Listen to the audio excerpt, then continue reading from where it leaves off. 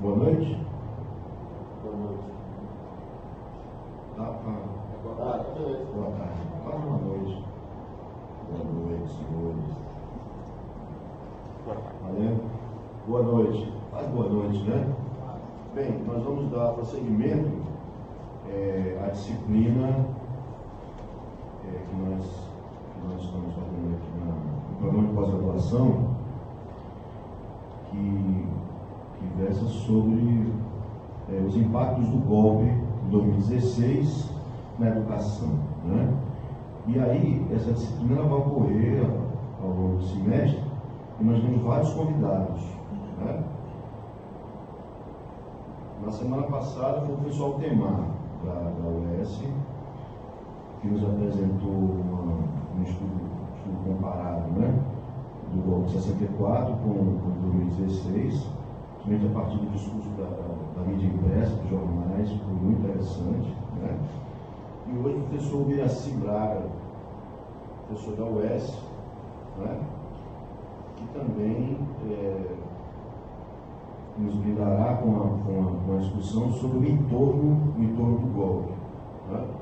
O professor Biraci Braga, ele é doutor em Ciência da Comunicação pela Universidade de São Paulo, mestre em Ciência Política pela Universidade Federal do Rio de Janeiro, mestre em Ciências Sociais pela Universidade Federal do Rio de Janeiro, graduado em licenciatura, bacharelado em Ciências Sociais pela Universidade Federal Fluminense, foi professor pesquisador da PUC do Rio,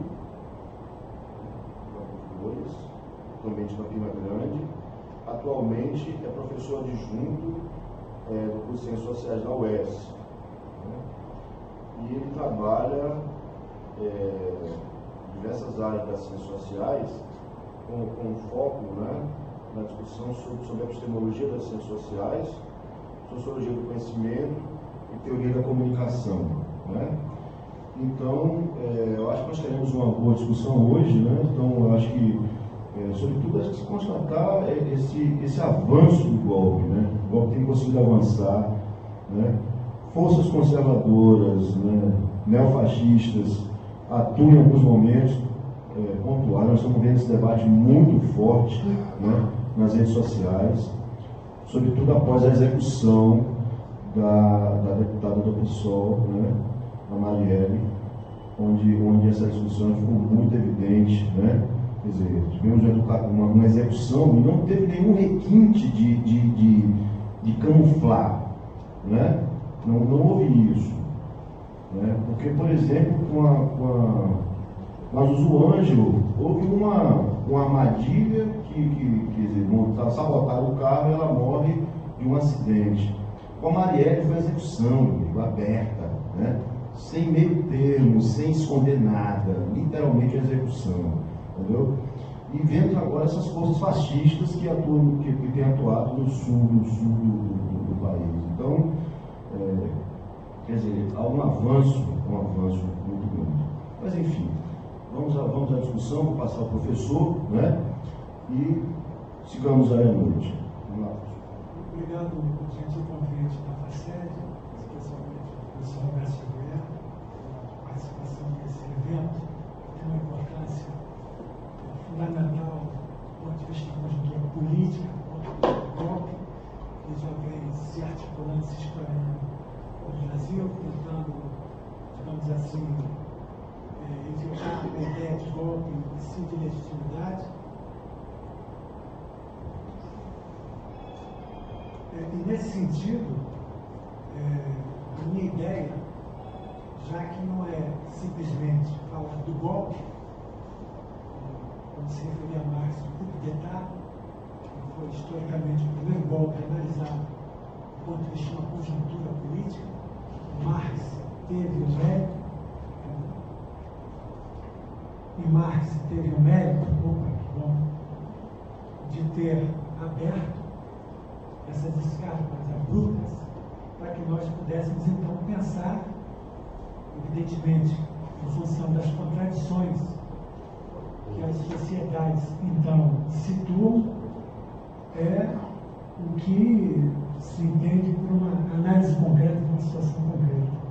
Nesse sentido, por se tratar de uma aula, eu procurei fazer um roteiro para que vocês possam entender a maneira pela qual eu pretendo situar, passo a passo, essa dinâmica do golpe de Estado que hoje nós estamos vivendo na formação social brasileira. Em primeiro lugar, é importante, do ponto da análise de conjuntura, fazer o resgate a partir da ideia, tanto de Gramsci quanto de Lenin, em que ambos estabelecem a noção de crise de hegemonia. Então, a crise de hegemonia, ela acaba, no âmbito da correlação de forças sociais e políticas, favorecendo o que entendemos por golpe de Estado. Ora, mas simplesmente falar da crise de hegemonia não é suficiente para esclarecermos a ideia do golpe, tendo em vista que, na ideia que vai de Antônio Gramsci a Lenin, a articulação para a questão ideológica, exatamente do conceito de ideologia. A ideologia, ela vem sendo descartada na sociedade em que vivemos e perdendo crédito em função exatamente do conceito de hegemonia. Raramente, nas universidades hoje brasileiras, eu me refiro do Rio Grande do Sul a Natal, os professores trabalham na ideia de ideologia. Mas a ideia de ideologia, ela é bastante clara no seguinte sentido: a ideologia é a relação imaginária do homem com as suas condições reais de existência. Isso aí foi dito por Louis Althusser no texto clássico, Ideologia para a Ideologia que Militar. O Gramsci apenas colocou algumas questões da ampliação do conceito relacionado ao Estado, mas o Althusser precisou um pouco mais. A ideia de disciplina, ela é muito boa, muito importante, e essa ideia do processo disciplinar do conhecimento está na microfísica ou em algumas ideias do pensador francês Michel Foucault, mas que seria desnecessário, nós poderíamos descartar, tendo em vista o pouquíssimo tempo que nós temos para uma determinada discussão.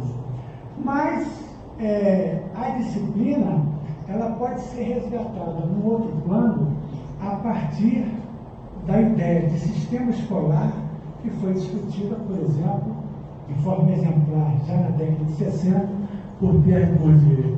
Eu devo, então, fazer apenas alguns comentários para poder tentar, nesse roteiro, ajustar a ideia, então, que está sendo veiculada em torno da disciplina de conhecimento, desse debate em torno do golpe de Estado.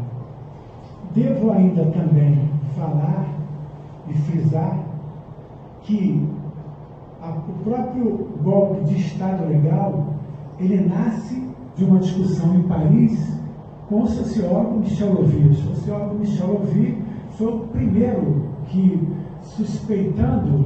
havendo suspeição de que estava em eminência o golpe de Estado no Brasil, ele, num texto bastante curto em Paris, ele fala pela primeira vez na história recente dos golpes de Estado em um golpe de Estado legal, quer dizer, a aproximação metodológica que o Michel Louvi consegue articular entre Weber e Marx, acaba fazendo com que ele atribua a esse golpe de Estado não mais aquela discussão pretérita do René Dreyfus e outros teóricos no Brasil ou fora do Brasil, em que pensam o golpe de Estado como um coup d'État clássico na esteira do que o Marx veio trabalhando lá já naquele texto no livro bastante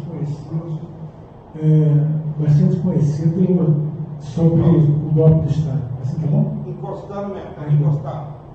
Tá certo. Vamos lá então. Nesse sentido, eu posso dizer provisoriamente que a ideia do golpe de Estado legal ainda é no que o Alan Turing pensa como uma categoria da prática. Quer dizer, ainda não existem análises exaustivas do ponto de vista da teoria política ou da análise sociológica que ainda já consigam esclarecer. Por isso é que a minha ideia de discussão nesse debate, ela refere-se ao entorno da questão, porque ela se espraia na América Latina. Mas nós não podemos nos referir mais aos golpes que foram desenvolvidos no âmbito da ideologia de segurança nacional, em que o padre José Comblan enumera uma série de golpes. Não, há algo de novo, que é exatamente a medida que o Michel Louvi atribui, se aproximando da Welt weberiana, e que ele chama de um golpe de Estado legal. Nesse sentido, há uma discussão também, um tanto que se espraia nesse debate e que tem a ver com a relação entre socialismo, globalização e a perspectiva de um neossocialismo na esteira desse debate. E talvez, finalmente, para rememorarmos a época do golpe que levou Fernando Collor ao poder, e que naquele momento se atribuiu também a ideia de golpe de Estado, mas golpe de Estado parlamentar, ou que se chamou de uma quartelada parlamentar. O que é importante para nós, ainda introdutoriamente lembrarmos, é que, do ponto de vista da teoria política, da história política brasileira, da história política nacional, o Brasil, de fato, tem uma perversidade intrínseca na sua herança, que torna a nossa classe dominante, as frações da classe dominante, enferma de desigualdade e de descaso. Nós, brasileiros, somos ainda um dos últimos países a manter o trabalho escravo do Cone Sul ao extremo norte do país. Quer dizer, isso é uma aberração, mas a nossa modernidade, ela vagueia livre nessa direção. Nós temos, do ponto de vista da universidade, da sociedade, nós temos avanços da high-tech, etc. tal, de uma elite que gasta, que pega um aviãozinho para ir dançar numa discoteca em Nova York, mas ao mesmo tempo nós temos o trabalho escravo. Pessoas passando fome com 40, 50 anos, desempregadas, morrendo de fome, pedindo dinheiro para a gente, porque não tem o que comer. Quer dizer, nós temos bolsões de pobreza de nível extremo. Os programas sociais com os quais o Partido dos Trabalhadores, nos últimos 15 anos, vinha lidando, estava freando esse bolsão de pobreza. Mas, infelizmente, as elites sanguinolentas, essas elites enfermas de desigualdade e de descaso, acabam tirando de cena esses programas sociais que estancariam um tanto da fome de sede do povo brasileiro. Um conceito importante para nós pensarmos de como se situa no entorno do golpe do Brasil, ele diz respeito à crise de hegemonia. A crise de hegemonia, ela está vinculada à luta de classe, à questão social. E a questão social no Brasil, desde a Primeira República, a República Velha, aos dias de hoje, ela conjunturalmente, no sentido marxista da análise, ela se torna da seguinte forma. Ela se torna questão de polícia, sem deixar de ser política, quando passa a ser resolvida pelos aparelhos de Estado, pela violência legítima dos aparelhos de Estado, com predomínio da repressão efetiva. Ora, isso vem lá da República Velha. E naquele momento, por ser ilegítima para a fração da classe dominante, não era uma questão legal, mas ilegal. Agora, diante do golpe, nós voltamos a ter uma crise de hegemonia, que não se configura como viável, o pensar e o agir das classes dominantes. Mas esse pensar e agir define a questão social como uma questão eminentemente política, que se resolve na base da conciliação, do favor recíproco, da política. É isto que nós vivemos agora e que define a questão social como questão política, não importando qual a política que entra em jogo e é realizada. É assim que está transitando esse golpe de Estado legal no Brasil.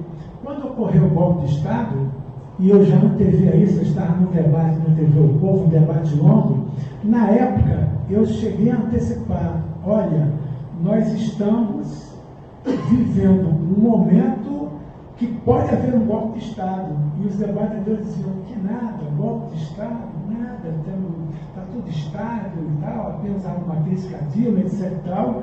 E ali já havia uma perspectiva de que nós teríamos esse confronto que acabou ocorrendo agora.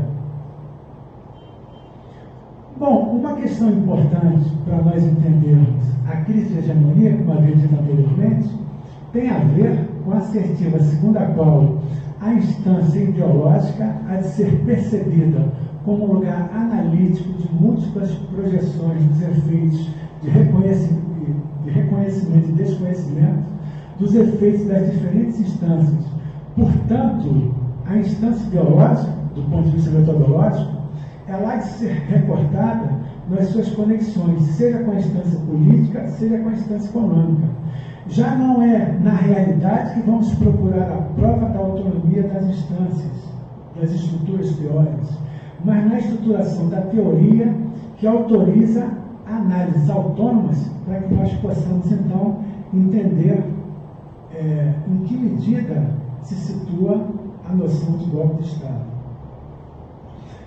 Mas, de outra parte, nós temos que entender que existem efeitos perversos que ocorrem na correlação de forças sociais e políticas e o gradativo esvaziamento do monopólio e da eficácia simbólica do Ministério da Educação.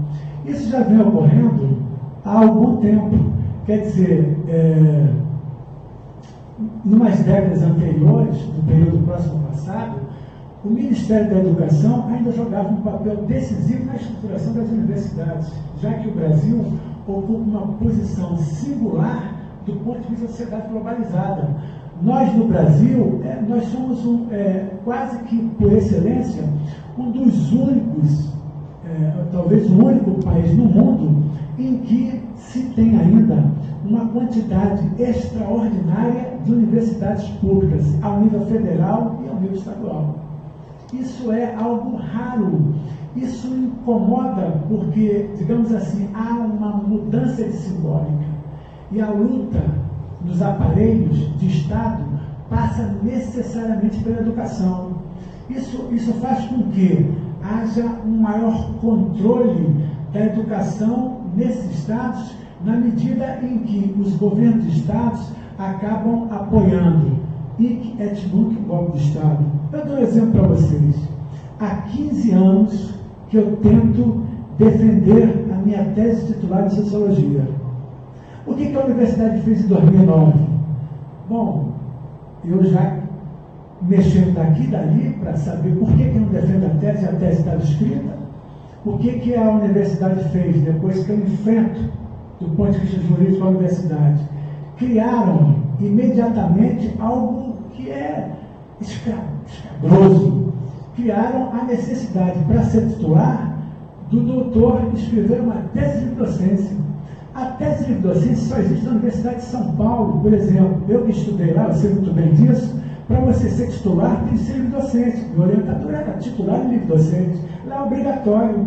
O que a UES fez? Ela criou o concurso para livre docente não remunerado, que dá acessibilidade ao professor titular. Muito bem, em 6 meses eu escrevi uma tese de livro docente com 700 laudas, em torno disso. Eu apresento a tese, as comissões começaram a colocar a tese debaixo do pano, debaixo da mesa, e depois de 1 ano e meio evitaram que eu defendesse a tese de livro docência para que eu não fosse professor escolar.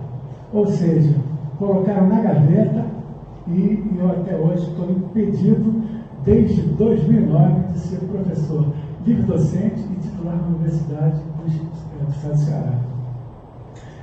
A questão do entorno, ela passa necessariamente pelo apoio que os governos estaduais dão ao golpe. O Camilo Santana foi o primeiro governador nordestino a ir lá bater palma e jogar confete para o golpista, esse sacana, que subverteu a ordem e disse: não foi golpe, não foi golpe, não foi golpe. O Camilo foi lá com a desculpa de que precisava de apoio para a questão da seca. É muita idiotice para um homem só. Aonde que, num período de golpe, o governador, em vez de discutir o golpe, ele vai discutir verba para seca? Por isso é que a ideia que eu insisto, em que a ideologia ela é importante e se articula com a questão da hegemonia, está mais do que claro. Não é à toa todo esse quid pro quo em função da improbidade administrativa que vem ocorrendo em função da criação da disciplina na Universidade de Brasília intitulada Tópicos Especiais em Ciência Política, o golpe de 16 e o futuro da democracia no Brasil.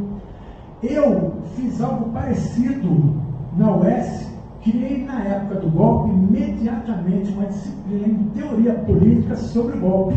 O que é que a minha coordenação, que é reacionária, que é conservadora, fez em relação a mim? Ora, a disciplina não poderá ser efetivada porque houve uma concorrência de 15 outros doutores que tinham disciplinas importantes, como, por exemplo, um deles, doença de Chagas, mais importante do que uma disciplina sobre o golpe de Estado. Isso não é denúncia, não. Isso é a realidade da diversidade anacrônica em que eu vivo na universidade onde eu ensino há 22 anos. A diversidade em algumas instituições brasileiras só funcionam na aparência. Quando o cara tem um cabelo assim assado, um brinco aqui, um brinco ali, papapá, mas na hora do vamos ver, né, essa brincadeirinha de diversidade acaba e o pau come no lombo. Não temos saída. Essa é a realidade. Quer dizer, como eu havia já intuído anteriormente, a hegemonia, no sentido gramsciano, que começa com a persuasão, se ela se esgota, nós temos então, de fato, o uso da repressão. O que ocorre é que o golpe de Estado de 2016, 17 de abril de 2016, ele está chegando ao limite em função das forças sociais e políticas que apontam para as eleições diretas. Né? Agora, no final do ano, o que acontece? O golpe tem que tentar estancar essa ideia. O golpe quer fazer um rearranjo, né, para que esse governo, esse consórcio PMDB, PSDB, dê continuidade. E por trás desse golpe, está essa inteligência. No certo sentido, Fernando Henrique Cardoso apoia o golpe. Ele em nenhum momento fez nenhum comentário contrário, dizendo que havia ilegitimidade. Claro que não. Se o PSDB está na jogada, se o PMDB está na jogada e segura esse momento de transição, então vem aí, mais uma vez, aquela jogada da Via Prussiana, a jogada pelo alto, em que nós teríamos então uma transição conservadora a partir de um golpe de Estado, que antes já teve uma série de denominações, mas o golpe de Estado como ele está sendo de fato e foi nomeado pelo sociólogo Michel Levy em Paris, é um golpe de Estado que está aí situado e que nós devemos ter respostas do ponto de vista das teorias em que nós manejamos para tentar explicar, então, essa realidade. O que é que há de novo, então? É que a prática do golpe de Estado legal parece ser a nova estratégia da América Latina. E isso, mais uma vez, eu cito, o Michel Louvi foi o primeiro a esclarecer.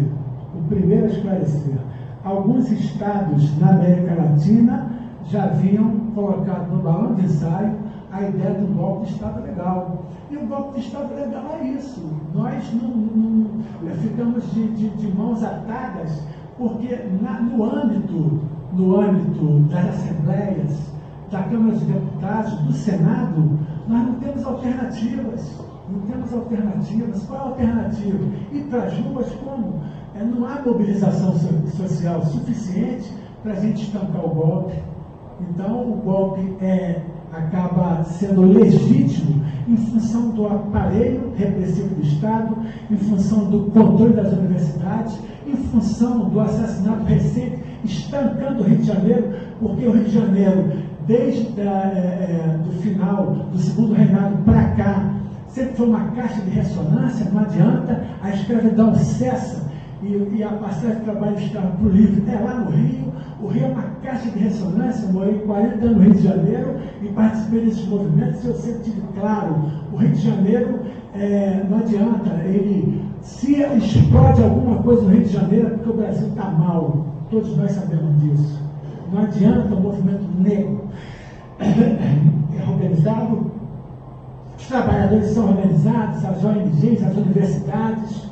Eu ensinei quase 10 anos na Pontifícia Universidade Católica do Rio de Janeiro. Por incrível que pareça, nós fizemos a primeira greve naquela universidade. É claro que depois de um ano eu fui demitido, mas fizemos uma greve. Ora, por que não, se os nossos direitos civis, os direitos trabalhistas estão sendo cortados? E lamentável, porque na época eu estava começando meu doutorado, isso em 1990, mas as coisas funcionam assim. A luta de classes é parteira da história. Nós não temos para onde correr. Não tem esse negócio, não adianta rezar para santo para ninguém. É a luta de classes. E nesse sentido, o golpe de Estado dito legal parece que quer minimizar o conflito. E isso ocorre exatamente em função das corporações transnacionais e das organizações multilaterais, cujas diretrizes em geral conjugam-se.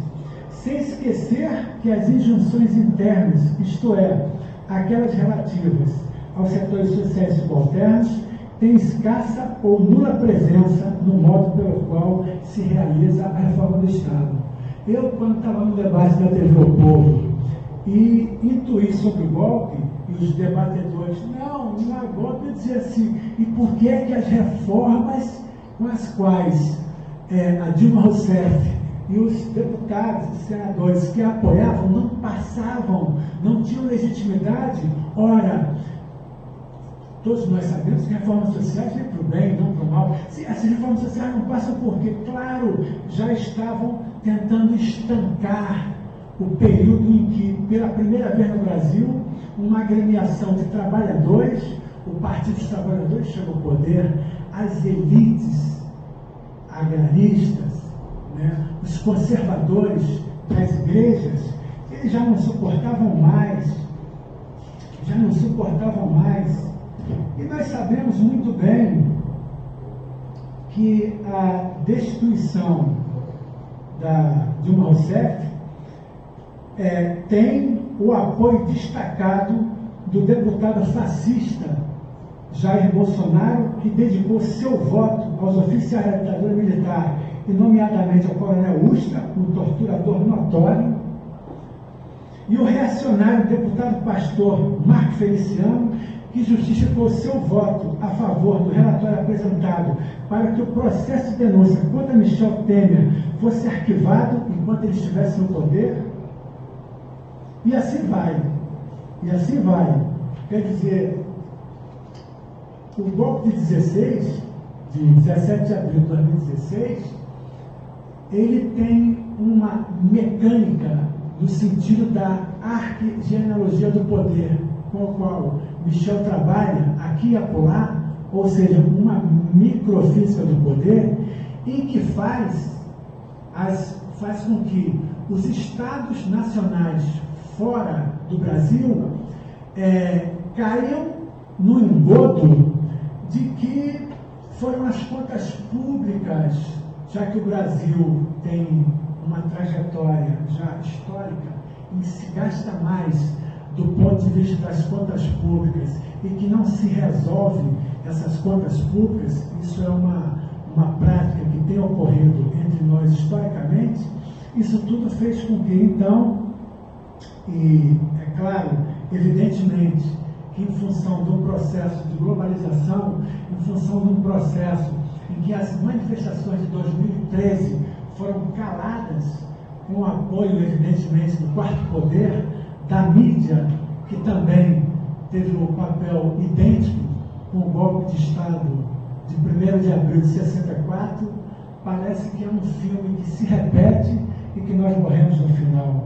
É interessante como a mídia ela se mexe, as novelas que vinham naquele momento, tanto do SBT quanto da Rede Globo e assim por diante, ficam na ideia de novela realmente, naquele mamão pumelado, e o capital da notícia, que parece que não está havendo nada de diferente, nada de novo, e as universidades se fecham, e as instituições, os trabalhadores cessam de ir para as ruas, e aí não tem jeito, o golpe de Estado se consolida, o Temer começa a aparecer aqui e acolá, o senhor presidente da República vai falar, vem tudo aquele blá blá blá blá blá blá blá, e o que acaba é que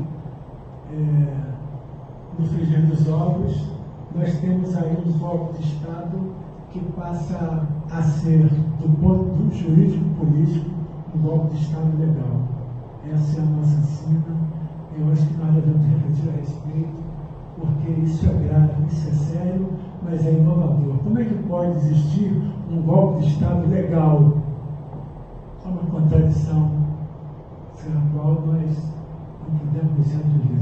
Era só isso que eu queria falar, deixo aberto, caso queiram conversar um pouco. Muito obrigado, então, a todos.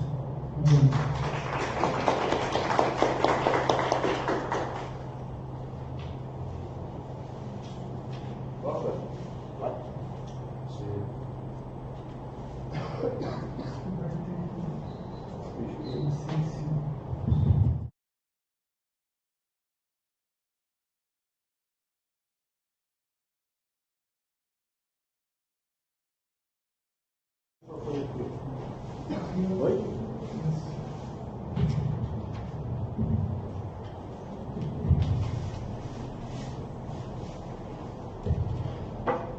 Primeiramente, queria agradecer ao professor Biraci de Souza Braga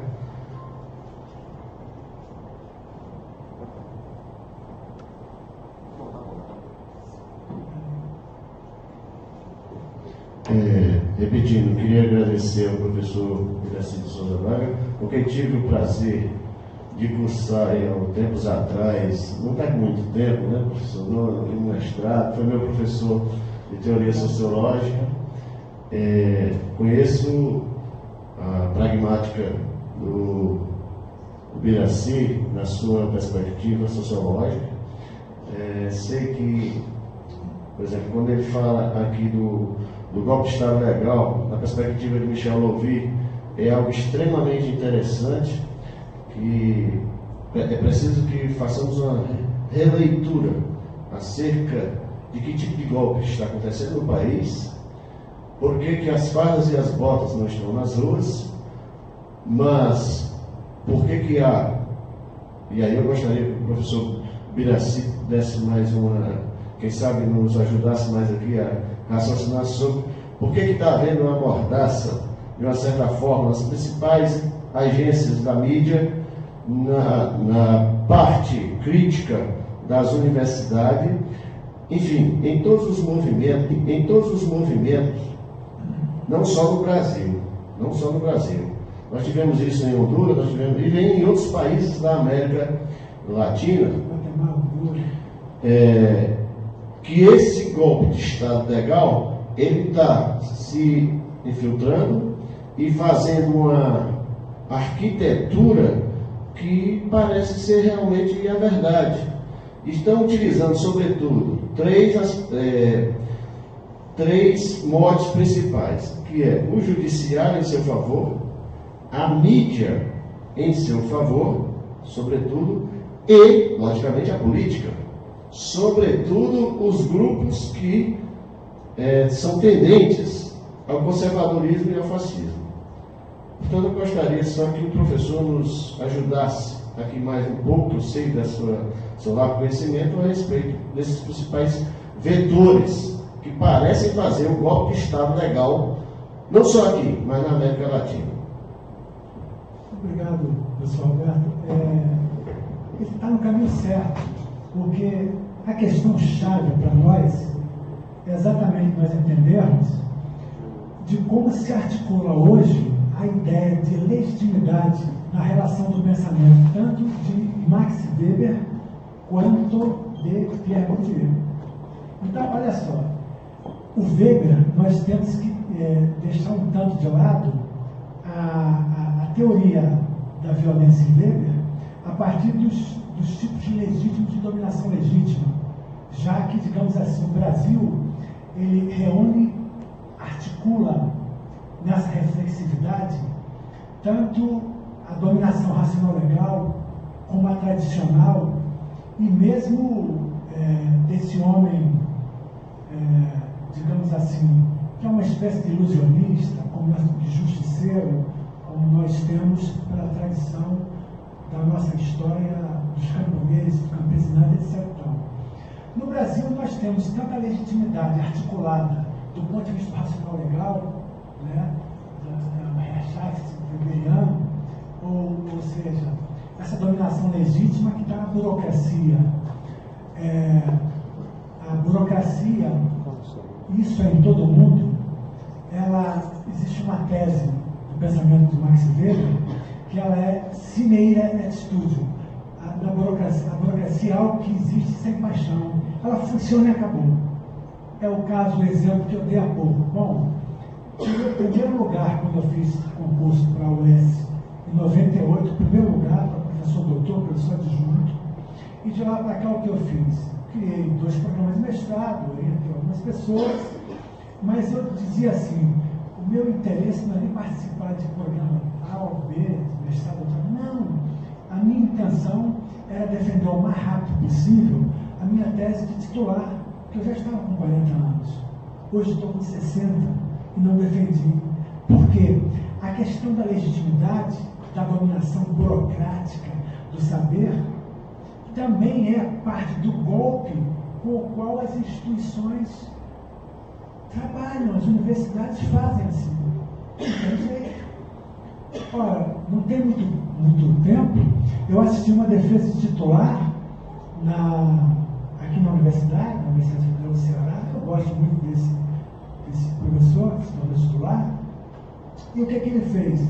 Ele fez aquela tese titular em que ele apenas expõe a vida dele acadêmica, as pesquisas, etc. Tal. Ou seja, ele se tornou titular em teoria política sem tese. All but dissertation. Ora, que coisa interessante. Aqui se permite, porque aqui o nível de debate e discussão é muito mais amplo. Tanto é que eu estou aqui, nós estamos aqui, mas na universidade onde eu trabalho, é um quintal ainda, onde os professores dão muito mais valor a ir para a Espanha fazer uma pesquisa de pós-doutoramento que não vale para merda nenhuma, pode passar lá fazendo um survey de 3 meses ou 3 anos, e esse doutor acha que é uma grande coisa ser pós-doutor. Pós-doutor é uma farsa, uma mentira. Depois do doutorado, tudo é pós-doutorado. Tudo é pós-doutorado. Já pensou? Se você falar assim, não, eu sou casado, você vai falar pós-namorado? Já casou, já casado, entendeu?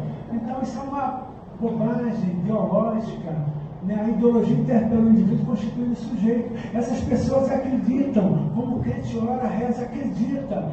Tem fé, sim, tá bom, pronto, mas a realidade aqui é outra, é o golpe de Estado, e nós somos docentes, nós estamos trabalhando e a dificuldade é grande, mas é grande porque nesses momentos de crise de hegemonia, a questão da ideologia ela se dissolve, o conceito de ideologia perde a força. Na década de 80, eu lembro muito bem, um livro que foi editado pela Universidade de Birmingham, On Ideology. Puxa, a discussão era grande, a discussão sobre a ideologia era grande. Naquele momento, eu ficava impressionado, convidado por um sindicato lá do Rio de Janeiro, um sindicato grande, com mais de 20 mil associados, e eu fui dar 4 conferências durante a semana, mas me pagaram muito bem. Eu tinha carro, não, nós vamos pegar o senhor na sua casa, trazendo de volta, mas é o seguinte, era um auditório que tinha mais de 500 pessoas, e qual era a discussão? Era a questão da ideologia, era a questão sindical, devido à proximidade com o período de Lula, do surgimento do PT, e eu estava lá discutindo, naquela época, com um marxismo muito forte, porque eu lia e relia, né? Ainda não havia a edição completa em português, mas eu tinha os 3 volumes, como tem até hoje, uma edição de 73 em espanhol, e estava lá discutindo. Ora, de lá para cá, a universidade deixa um pouco esse lado. Mas voltando à pergunta do Roberto, existe uma tese no Brasil, e que foi até levantada por um antropólogo muito importante, ele, carioca, e faleceu alguns anos atrás, o Gilberto Velho. Gilberto Velho, num determinado momento, ele escreveu um texto que o título era o seguinte: no Brasil, nem tudo que é legal é legítimo. E foi publicado pelo jornalzinho da SBPC, ele sempre foi muito atuante, estava sempre militando, papapá. Bom, a questão nossa é essa. Para o judiciário, há legitimidade nessa história recente da política brasileira. Tanto é que o membro que fez a defesa da Dilma Rousseff, da AGU, ele, um advogado brilhante, gravei a defesa, tem gravado em casa, da Dilma, não tem jeito, o judiciário não engoliu, não aceitou. E essa senhora que agora assumiu, essa brincadeira, né? Um mestrado em direito, né? Uma trapalhona, que está sustentando o golpe, infelizmente. Quer dizer, se levar a sério um embate com essa senhora direitosa que está por aí, ela não se sustenta nem 10 minutos. Isso não estudante de direito, não precisa nem ser quem tenha alguma vocação para discussão em teoria política, não. Mas a questão da legitimidade é essa. O golpe, já se falou em pseudo-legal, mas não. É um golpe legal porque o judiciário comprou a briga, assumiu o recado e está aí, esse aí no poder, se dizendo presidente da República Federativa do Brasil.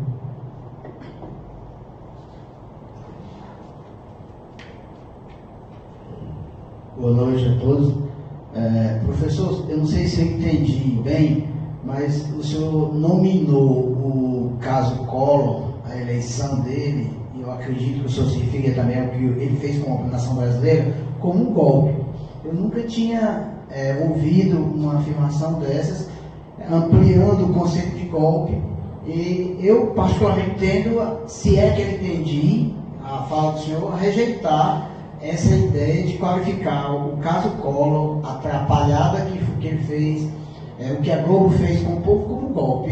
Na minha compreensão, claro que não sou nenhum estudioso, mas o golpe é uma coisa assim, que tem outra característica. Eu não sei se eu entendi bem, eu gostaria que o senhor o reforçasse ou esclarecesse, tá bom? Obrigado. Obrigado, é uma excelente questão. O Brasil, SOS ao Brasil, como cantando ali Regina, o Brasil é o seguinte, não se encaixa, principalmente do ponto de vista da teoria política clássica, de Raimundo Fauro, de Augusto de Albuquerque, alguns cientistas políticos clássicos brasileiros, não é tão fácil para esse cientista e para mim como cientista político você conceptualizar em função da conjuntura política. Então, o que ocorre? Existe golpe de Estado no Brasil que tem uma série de qualificações. Uma série, por exemplo, o caso do Collor, na época, foi muito discutido em termos de uma quartelada parlamentar. Não está muito diferente, não, desse grupo de evangélicos, de latifundistas, latifundiários, que dão golpe. Não está, não. Mas tem que ter o apoio o quê? Do parlamento. Só que no caso, agora, de 17 de abril de 2016, foi o judiciário. Foi claramente de cima para baixo. Já pensou se esse juiz que tem salários acima de 100 mil reais para trabalhar uma ou duas vezes por semana, né, que tem uma série de vantagens com aquela toga, né? Já pensou? 100 e poucos mil reais de salário. É um negócio muito sério, porque se não houvesse esse golpe, muita coisa iria, que já vem ocorrendo, na verdade, em termos de uma reforma do Estado, em que o serviço público iria dançar. Prestem atenção, a reforma do Estado com a qual a Dilma estava pensando incluía os 3 poderes, incluía cargos altos no Brasil, em que se faz muito pouco com o salário lá no teto. É brincadeira não, os salários mais baixos para doutores e titulares nas universidades públicas estão em São Paulo, sempre foi assim. Mas eu nunca vi Marina Chauí reclamar, Augusto Vignon, uma série de professores com os quais eu convivi em São Paulo. Isso é interessante. Alguma coisa tinha que mudar.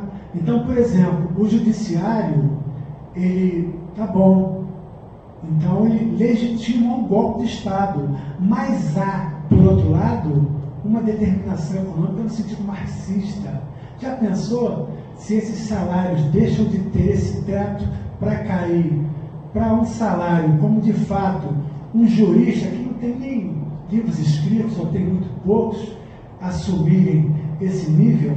Então, a contradição dialética marxista também passa por esse lado. O que eu quero dizer é o seguinte: a questão da legitimidade é uma das questões mais importantes que nós temos no nosso país. Ela passa desde a relação com a empregada doméstica, a relação dos mais altos cargos no âmbito do Estado, né? E não tem jeito. Uma definição que eu gosto, tirando essa ideia do Weber ou do Gilberto, do antropólogo, que nem tudo que é legal é legítimo, está na pena do Michel Foucault. O Michel Foucault define o Estado, naqueles textos esparsos, aquelas conferências que nós temos em casa, tu lembra? Aquele livro amarelo, não estou lembrando agora, Microfísica do Poder. O Michel define o seguinte: o Estado para Michel Foucault significa o seguinte: todas e quaisquer práticas que produzam efeitos de poder político. Efeitos de poder político. Efeito de poder político é isso. Não adianta. Teve aquelas Olimpíadas na transição do golpe, que foi uma fantasia de forma imagética, passada na mídia, na televisão. Quer dizer, o golpe vem se arrastando. O golpe no Brasil, ele já vem ocorrendo desde a instalação da República. José Moreira de Carvalho, que é um dos maiores historiadores de todos os tempos, que tem uma série de livros escritos, ele narra no livro Os Bestializados como a sociedade escravocrata, né, dá o golpe e o povão que andava descalço, maltrapilho, fica tudo contente, tomando cachaça, entendeu? E era o golpe.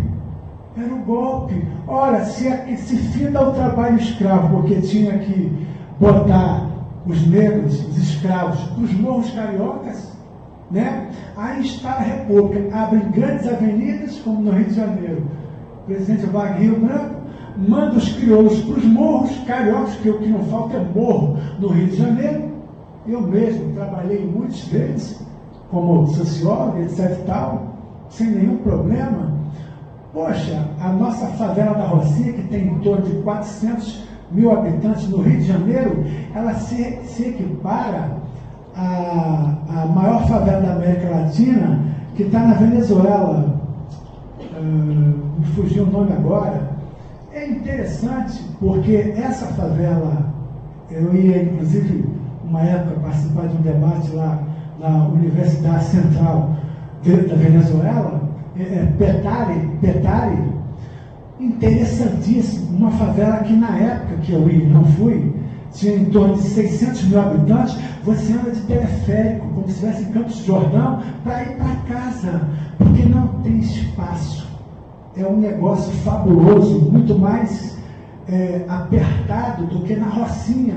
Eu tive muitas vezes na Rocinha, trabalhando, etc e tal. No tempo de estudante, tinha umas empresas de margarina que nos davam meio salário mínimo para você subir a favela e falar: tu quer experimentar essa margarina? Ela é nova, ó, e baratinha. E aí a gente tá com o negócio pendurado aqui, dava para os cabras, e aí você tinha que preencher um questionário, dava lá e ganhava uma grana como estudante, e depois botava no currículo. Não, eu fiz uma pesquisa na favela. Naquele tempo, já pensou isso nos anos 80, qual é a saída que nós tínhamos? E as coisas vão assim. Quer dizer, o Brasil, essa tese do Gilberto, nem tudo que é legal é legítimo, ela é interessante, porque ao mesmo tempo, o que se faz no âmbito da política e com a aval do judiciário passa a ter a legitimidade no sentido e na perspectiva da Wertfreiheit weberiana.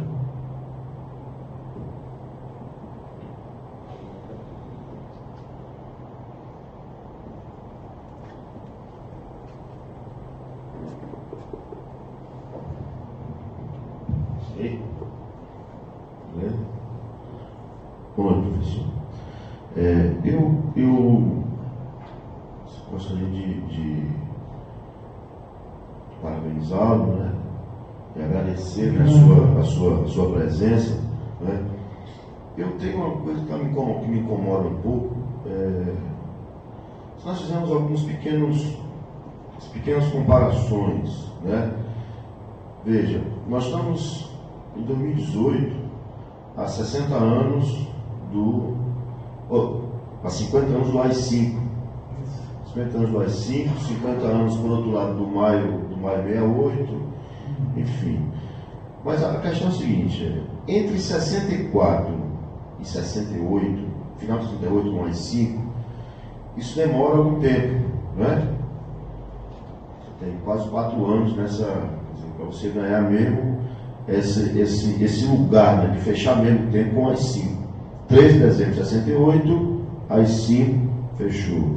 Quer dizer, antes do AI-5, você ainda havia manifestações de rua, o próprio passado de 100 mil, reflete isso, com a morte de Edson Luiz, em 68. Final do ano, fechou, né? O que você tem depois disso? De 68 até 75, você tem mesmo o foco da luta armada, né? Não tinha muita saída. Ou o cara ia para o exílio, tá certo? Ou atuava na clandestinidade, a luta armada. 75 até a anistia, você começa aquele processo, né, onde as instituições começam a retomar, né, e você vai ter o AI-5 ali, você vai ter a anistia, 79, acabou 79. Veja, nós agora que estamos próximos de 2 anos do golpe de 2016, né? E eu não sei, eu estou vendo que a coisa parece estar andando até um pouco mais rápido do que o que ocorreu em 64. Porque para chegar ao AI-5, né, o tempo foi maior. E nós estamos vendo hoje discussões como a lei do abate, né, que daria a possibilidade das Forças Armadas chegarem, né, abater, se visse que o cara estava armado, e executar-se. você tem a execução da Marielle, né? Nós vemos todos os dias os conflitos no campo retornando e o MST cada vez mais sendo criminalizado, né? Esse alvo que estão encontrando nas universidades, essa perseguição nas universidades. Não me refiro somente ao caso do reitor da Universidade Federal de Santa Catarina, mas eu me refiro talvez a um UERJ quase fechando. A crise já começa a correr pelos corredores das universidades, já vislumbramos isso, né? Mais do que evidente. E até essa coisa absurda, por exemplo, de decidir o que eu devo ou o que eu não devo falar numa disciplina. Porque imagine você processar um professor porque ministrou uma disciplina que fulano de tal não concorda com o conteúdo. Quer dizer, ele é o cúmulo do absurdo quando você pensa no papel da universidade. Isso não era para ser nem questionado um negócio desse, né? O fato de estar ministrando uma disciplina que tem um conteúdo tal, onde é que o MEC vai intervir num negócio desse? E nós estamos assistindo isso também, né? Enfim, então, sem falar do crescimento dos grupos conservadores, né? Dos fascistas estão aí. E essa polêmica, aí talvez a essa que eu queria chegar, né? Se em 64 nós já podemos nos referir com um golpe midiático, civil, militar, né? Em 2016, como é que você vê exatamente esse papel da mídia? Porque 64 foi forte também, né? Mas como é que você vê hoje o papel da mídia? Sobretudo quando nós temos também, de alguma forma, meio que um contraponto, porque nós temos acesso às redes sociais. E através das redes sociais, eu posso, de algum modo, me contrapor à grande mídia. Quer dizer, como é que você vê esse jogo de forças que está ocorrendo hoje entre os grupos conservadores, né, os grupos de esquerda, as suas várias concepções, tá certo? Quer dizer, como é que você vê esse debate mesmo hoje que corre por dentro da mídia, né? Incluindo a própria mídia alternativa, né? Quer dizer, como é que você vê esse cenário? Porque, por exemplo, se pegarmos só o caso da Marielle, veja a capacidade que a direita teve de construir um discurso completamente ao avesso do que foi aquele problema, né? Completamente ao avesso, tentando completamente destruir a imagem da menina e tal, né? Então, isso se pautou por dentro das redes sociais, inclusive, né? Então, assim, como é que você vê esse jogo de força mesmo, que tem ocorrido na mídia em relação, né, ao golpe e ao crescimento dessas forças conservadoras do país? Isso não é mais uma questão, é uma arguição. Quer dizer, obrigado, você conseguiu situar uma série de questões que, de fato, estão no entorno desse debate. É claro, uma questão que nós não podemos perder de vista é a maneira pela qual o quarto poder ele legitima o Estado do Brasil. Quer dizer, a Rede Globo ela foi favorável ao golpe de 1º de abril de 64, porque tinha apoio da Tony Life, tinha apoio, claro, dos norte-americanos. Na época, as guerrilhas na América Latina estavam a todo vapor, tout court, né, como dizem lá os franceses, e aí surge uma série de golpes, Bolívia, Chile, Brasil, que vai de 64 até quase que até pouco tempo recentemente. Mas uma coisa interessante, isso é que nós devemos prestar bem atenção. Por exemplo, não é só mais esse quarto poder, mas o é também, em certa medida. É ele que controla o futebol, é ele que controla o mercado do pensamento, o mercado da gente de fato poder pensar. Por exemplo, quando eu denunciei o golpe, que ainda não era golpe, por exemplo, o jornal O Povo não publicou mais nenhum artigo meu, não me chamou mais para nenhum debate. Fechou as coisas, mas para mim não tem nenhuma importância, já que eu tenho mais de 200 mil leitores fora do Brasil, desde Israel, Rússia, Japão, China. Eu estou sempre escrevendo mais para fora do que para dentro e fazendo uma série de denúncias, fazendo uma série de análises, então não estou muito preocupado com uma questão residual local. Mas olha só que coisa interessante. articulado ao quarto poder, tem um pensador que se chama Irving Goffman, que ele trabalha muito bem a ideia das instituições totais. Vocês, cearenses, sabem muito bem que no Ceará, no começo do século passado, a ideia de seca fez com que no estado do Ceará criassem campos de concentração ipsiliteri, como houve no regime de Hitler, no regime de Mussolini. E, digamos assim, pelo que eu lembro, e estou sempre lendo, não existe uma tese de doutorado a respeito, de mestrado, uma síntese, dissertação de mestrado, de 150 laudas, para mostrar como esse campesino, ele dança, e atingiu quase que todo o estado, inclusive a própria Fortaleza. E onde é que está a universidade para discutir esse campo de concentração genuinamente brasileiro, e particularmente cearense?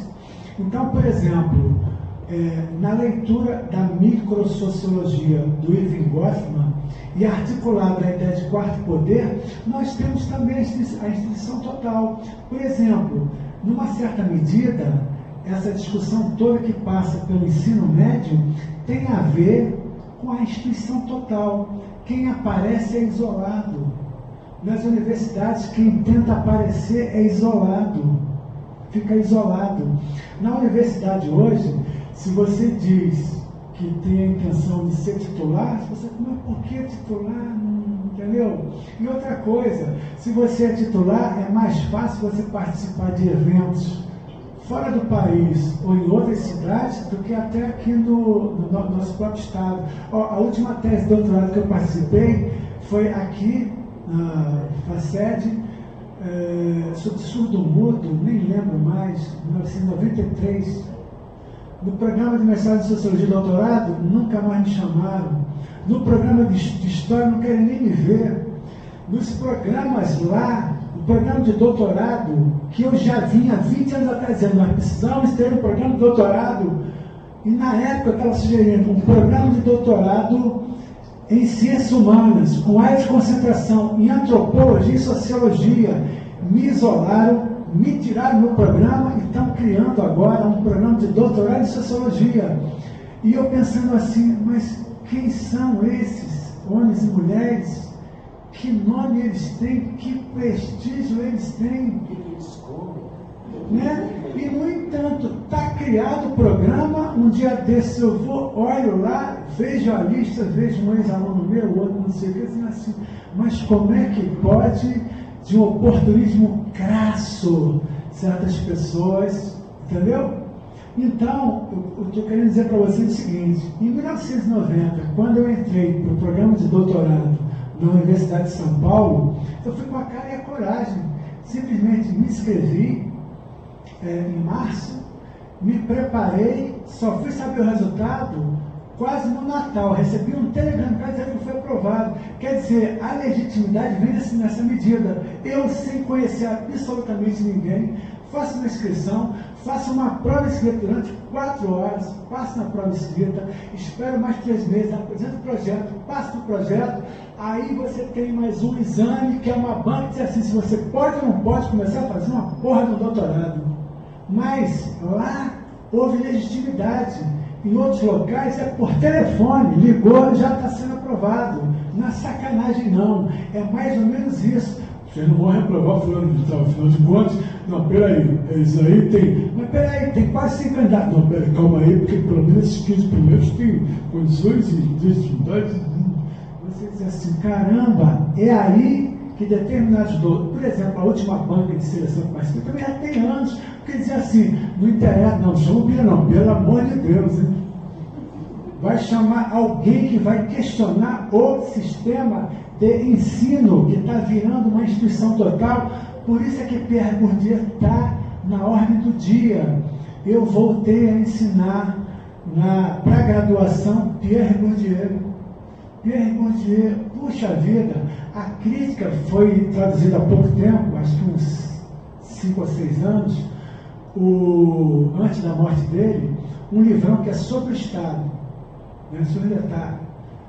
Que maravilha, um livrão desse tamanho, a única obra que faltava editar do Pierre Bourdieu, que é a questão do Estado mesmo, e que está tudo ali.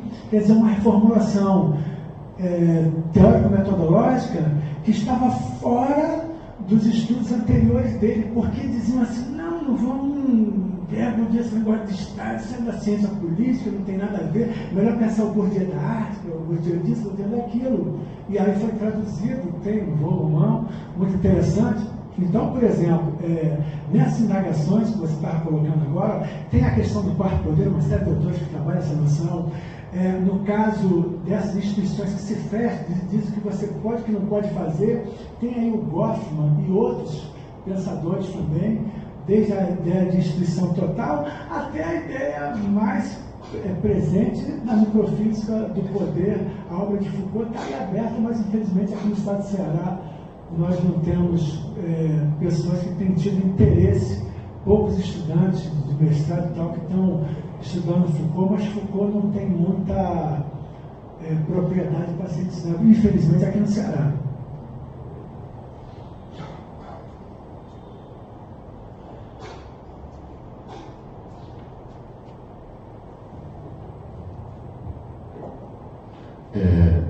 Só rememorando aqui algumas coisas para o professor Delacy, sobre os campos de concentração no estado do Ceará. Nós tivemos alguns trabalhos interessantes, né, da Kelma Rios, e também eu falo isso porque eu tive acesso tanto ao trabalho do Frederico de Castro Neto, né, sobre as questões de sacos e multidões, que ele analisa o campo de concentração lá do senador Pompeu.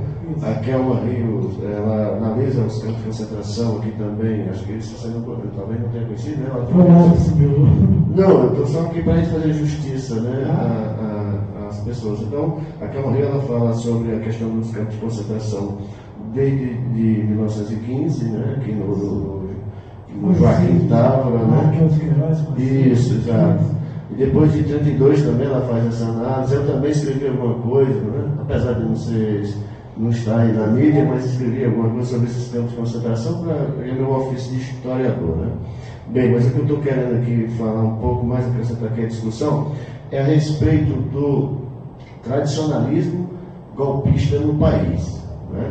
Nos 517 anos, que agora são 517 anos, nós tivemos 67%. 67% foi colônia, se pegar nesse total, e 64% desse, 67%, desculpa, foi escravidão, 64%, se pegarmos no total desse, foi colônia. De golpe em golpe, o país foi se estabelecendo. Sobretudo, o primeiro golpe que nós tivemos clássico, que foi o do Dom Pedro I, quando ele deu golpe na própria primeira Assembleia Constituinte. Ele chegou lá e disse: não, a partir de hoje, tchau, não tem mais Assembleia Constituinte, fecha as portas. Em seguida, nós tivemos o golpe da regência, que foi o golpe da maioridade, do Dom Pedro, né, do Dom Pedro II. E eu estou só fazendo esse apanhado para a gente ter uma ideia, uma noção como é que esse país ele cultiva esse conservadorismo golpista, autoritário, fascista, não é? E as pessoas até agora parece que, as pessoas que eu falo, as pessoas mesmo que estudam, e parece que isso passa despercebido. E você, quando você citou José Moreira de Carvalho, a quem eu tenho faço muitas referências, porque ele tem um trabalho bastante interessante na formação das aulas, dos bestializados, né? A questão da ordem também, e ele faz uma análise, sobretudo com relação ao nosso primeiro ao golpe da República, que foi a nossa primeira República, foi um golpe militar, onde o Dom Pedro II chega, nem a roupa pode tirar, porque os militares não deixam, né? E aí ele se instala a República da Espada. De lá para cá, nós vamos tendo constantemente golpe vezes golpe. Nós tivemos uma República Oligárquica, que vai até 30, depois nós tivemos um golpe dentro de um golpe, que foi Getúlio Vargas chegando ao poder através da força do movimento socialista, mas depois ele traz esse movimento socialista e tal. Enfim, diante disso, e aí é preciso que a gente trabalhe bem, talvez. Eu acho que a nossa inteligência, no sentido alemão da coisa, está falhando nisso. Olha, nós temos legalidade atual no golpe. Existe a legalidade. não há uma certa legitimidade do ponto de vista, né, das opiniões. Não há. Isso porque as pesquisas mostram que, apesar do golpe, apesar da mordaça, mas as pesquisas estão mostrando que as pessoas ainda aspiram um pouco de democracia. Só que o golpe está vindo de uma forma sutil para muitos, para a gente que estuda e tem essa trajetória da história do país, do conservadorismo, do autoritarismo e tal, a gente sabe que é um golpe dissimulado, mas que ele está bem arquitetado com todas as forças. Com todas as forças. O golpe surge em 2016. Se você pega todo o discurso no parlamento brasileiro, que é o que Michel Louvi, inclusive, faz algumas alusões quando ele fala a respeito da legalidade do golpe na América Latina, das legalidades do golpe na América Latina, que aí faz uma análise da questão do Lefebvre, que é exatamente pegar os inimigos políticos, né, elegê-los e tal. E o Brasil se sai, por quê? Porque o Brasil cria uma espécie de teoria do domínio do fato do direito que vai legitimar a culpabilidade do indivíduo. Ele não precisa mais, quer dizer, a lei não precisa mais provar que ele está errado. Ele tem que se virar e provar que está certo. Quer dizer, dentro da perspectiva da ciência jurídica, e eu sei que você conhece muito bem isso, quando elas foram programadas e criadas dentro do Estado burguês, ela tinha exatamente o quê? Um panorama X para defender. E esse panorama X para defender, ele chegou no Brasil de uma forma que estão chamando de golpe branco, né?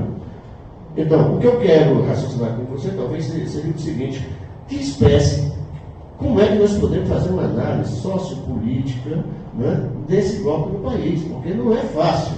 É um golpe, sim, sabemos. Mas a gente analisa do ponto de vista político, analisa do ponto de vista econômico, tudo bem. Mas no Brasil, esse golpe está sendo diferenciado dos demais países da América Latina.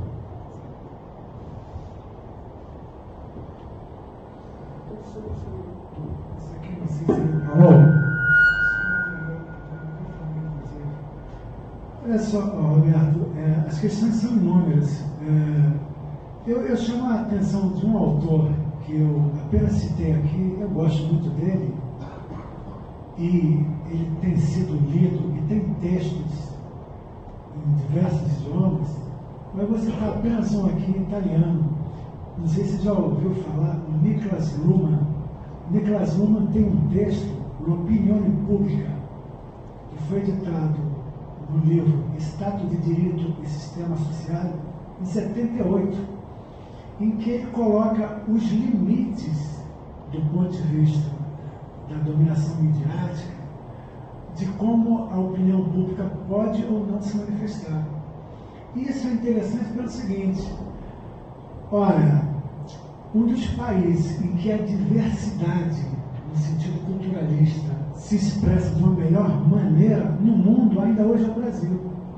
Quer dizer, o Brasil não tem jeito, porque a diversidade, ela acaba não criando a contradição de classes, das frações, não, a diversidade acaba legitimando uma determinada ordem de coisas. Por exemplo, quem faz uma análise marxista tradicional não dá conta para identificar a questão da diversidade no Brasil. Quem faz uma análise do ponto de vista da microfísica do poder de Michel Foucault consegue identificar essas práticas sociais, mas ao mesmo tempo dança no sentido de uma historicidade benjaminiana, de outros sintéticos, para entender melhor o Brasil. O que ocorre então? Nós acabamos no simulacro. Por exemplo, você tem razão, na pressa, eu omiti o texto do Frederico de Castro. Se não me engano, é a tese de doutorado dele. Eu li mais sobre o campo de concentração. Não é a tese de doutorado dele? Aquela que fez a tese de doutorado em cima dos campos de concentração. Isso, eu também li. Ele escreve Saxe Multidões no interior do Ceará. Sim, mas olha só, mesmo isso, por isso que eu não dei muita atenção na minha fala aqui, você tem absoluta razão. Olha, a questão do saque, ela é uma questão histórica no Brasil, em função das diferenças regionais e que tem havido nesses 500 anos, de uma forma ou de outra. Por exemplo, Zé de Souza Martins, ele fala descreveu, um livro até um tanto volumoso, sobre a questão dos saques. Quer dizer, existe uma série de pensadores brasileiros que têm uma certa cautela em explicar. E, de fato, o Frederico de Castro Neves, ele aponta essas questões de forma interessante, mas eu creio que ele parou por aí, naquele momento em que a própria universidade não deu continuidade a essa resposta que deveriam dar. Mas eu acho que você tem absoluta razão. A Kelma Rios é quem trabalha especificamente. Eu cito ela também no artigo meu, eu não lembro quando. Não de concentração, ela trabalha. Sim, eu cito ela. Tu lembra o nome daquele texto? Não vou lembrar agora, que era um tema que eu não tinha nem pensado em abordar, mas eu fico feliz de você ter lembrado disso tudo, e é bem bacana. Bom, uma outra coisa que eu chamo a atenção é da validade ainda. Eu desisti de incluir no texto, já que na minha fala eu acabei dando ênfase, embora de uma maneira, não foi bem ênfase, mas eu fiquei na dúvida, meu tempo era pequeno demais, pelo tamanho desse debate, que eu sabia que teria toda essa grandiosidade. Mas a minha intenção era falar aqui sobre o texto clássico do Louis Althusser, que é execrado pelas universidades.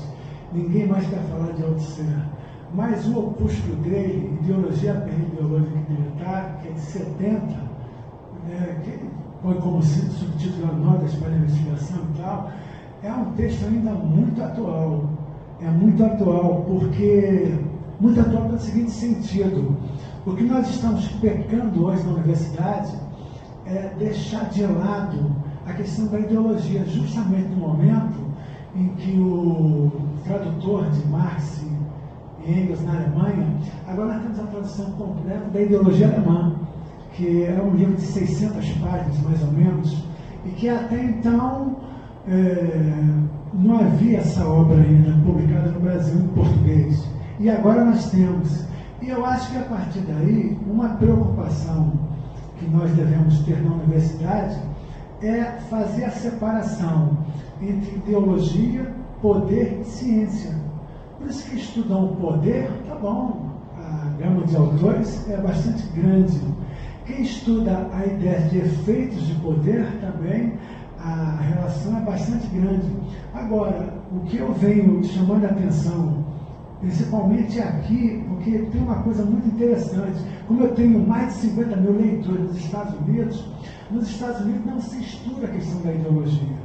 Eu não sei porque eles me leem, porque o tempo inteiro eu falo de ideologia, de política, etc. e tal. Mas olha só que coisa interessante. Há uma coisa, na análise comparativa, esse cearense acadêmico da universidade tem uma coisa muito parecida com o norte-americano, que é não estudar a ideologia, mas praticar a ideologia. As instituições cearenses, eu me refiro especificamente escolares, desde o ensino médio à universidade, trabalham eminentemente com a ideologia sem citá-la. Tudo aqui passa pela ideologia. Por exemplo, como eu não apoiei a candidatura do reitor da UES, quando ele se candidatou, ele impediu que eu fosse titular. É uma denúncia? Não, não é denúncia não. É a questão da ideologia, eu não estou denunciando ninguém não. É a questão da ideologia. Agora, para Bourdieu não é ideologia, é a questão da legitimidade. Então, por exemplo, não adianta eu escrever 700 páginas de uma tese se a universidade não é legitima. Então, nós vivemos na nossa modernidade, que eu concordo com Anthony Giddens, que diz no livro clássico dele, As Consequências da Modernidade, que a modernidade vagueia livre. As sociedades que têm forte controle do Estado, que é o caso do Brasil, o Estado, ele não é liberal, é autoritário, não é liberal, é autoritário. Pode ver esse condottiere do golpe de Estado, o Sérgio Moro. Como é que pode um advogado com 5 livrinhos de merda escrito, o cara tira a maior onda, quer prender todo mundo, quer prender Lula, afinal de contas, e o Supremo Entendeu? Quer dizer, o indivíduo fica acima de tudo, tira onda para lá, para cá, está em tudo quanto é rede social. Que coisa interessante! Então, as contradições pelas quais eu estava tentando esclarecer aqui, por um lado, tem essa tese do Niklas Luhmann, de como funciona a opinião pública.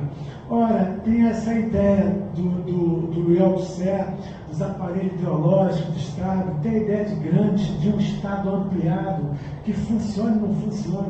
Tem uma série de ideias que não daria para discutir num espaço tão pequeno como esse, que eu digo em termos de tempo, porque eu creio que, na medida em que vocês proporcionem a continuidade desse debate, é claro que muitas pessoas virão e terão condições e possibilidade de explicar isso de uma maneira mais adequada. E hoje, é claro que é impossível ter adiantado da hora, mas de toda forma, obrigado por tudo. Estou aí, porque me der ideia.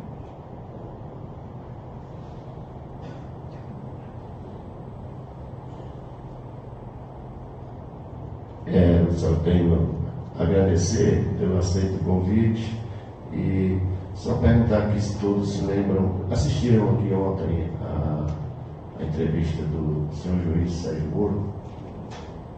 Quem assistiu? Ninguém assistiu. Mas alguém já ouviu falar aqui dos homens bons, né? No início da nossa colônia de formação da sociedade brasileira, tinha os homens bons, né? Ontem eu tive o desprazer, mas ao mesmo tempo eu queria me convencer que realmente o Bambino estava amando da Casa Grande, e ele se deixa claro, cristalinamente, que os homens bons no Brasil devem sim ser valorizados, devem ganhar mais e devem procurar o poder judiciário. Por isso que tem que ter sim auxílio moradia. Porque para que os homens bons, honestos, procurem o poder judiciário.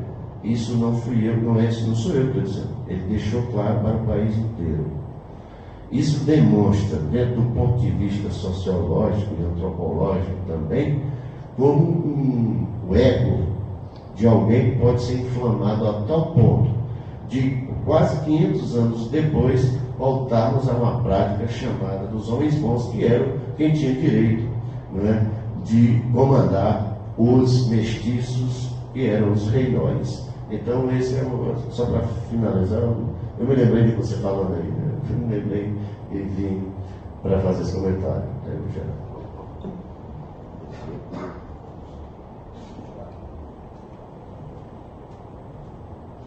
Não, só agradecer ao professor, agradecer a presença de vocês, os nossos patrocinadores, né, professor? É o Multimeios, a Universidade Federal do Ceará, o Programa de Pós-Graduação, o NIME, né? E é isso. Foi transmitido ao vivo, né? As pessoas têm acesso ao material. Bom, e nós vamos prosseguir na próxima semana, que é dia 4, né, Alberto? Quem é dia 4? Dia 4 de abril. É a Vanessa, né? A Vanessa. Professora Vanessa, na próxima semana. A professora Vanessa é que ela estava em Brasília no período do golpe, então ela viu de perto, né? Inclusive grandes manifestações que ocorreram no contexto, e acho que vai ser bem interessante também a discussão, né? Que ela vai pensar, quer dizer, no relato do que ela viu, que ela presenciou, exatamente no contexto do golpe, tá bom? Então, na próxima semana, todos estamos convidados aí, certo? Obrigado a todos aí. Obrigado, professor.